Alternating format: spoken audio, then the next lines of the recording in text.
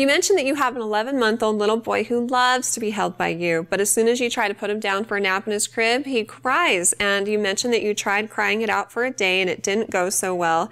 So you're wondering now what to do. Many babies have a tendency to be happy in their parents' arms and then cry when they're put down because, let's face it, they have what they want most, which is you when you're holding them. If you want your baby to sleep in his crib, either at nap time or at bedtime, then you need to teach him how to self-soothe. And you can do this one of two ways. The first is crying it out. And it's actually been proven to be a very effective method of sleep training because they learn over time that crying doesn't get them what they want. And you mentioned that you tried it for a day, but it often takes up to 4 to 7 days, and for very, very persistent babies, even a few extra days past that. But if you can just be persistent and stick with it for that long, then all of a sudden you'll notice that your baby starts to go to sleep without help from you. And it's a very happy day when that happens. After a full tummy, diaper change, lots of love, and some sort of routine that starts to clue him into the fact that it's time for sleep, set him down in his crib, turn around, and walk right back out of the room. And he will cry. And his cries might get louder as a signal that he's not happy with what's going on. And you can let him cry with as long as you're comfortable.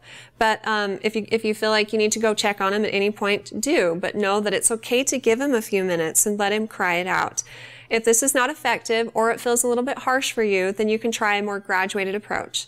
After you put him in his crib and turned around and walked back out of the room, give it 5 minutes before you go in and respond to him. And when you go in, don't pick him up. Resist the urge to do that because that reinforces the behavior and teaches him that crying gets what he wants, which is to be held by you.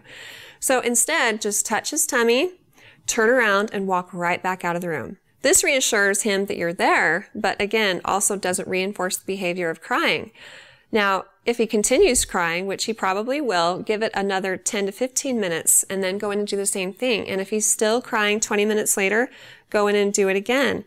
And just slowly increase the amount of time you wait before you go in and check on him again. And again, be persistent and consistent with this for at least 4 to 7 days. And then I think you'll find that he starts to go to sleep without help from you.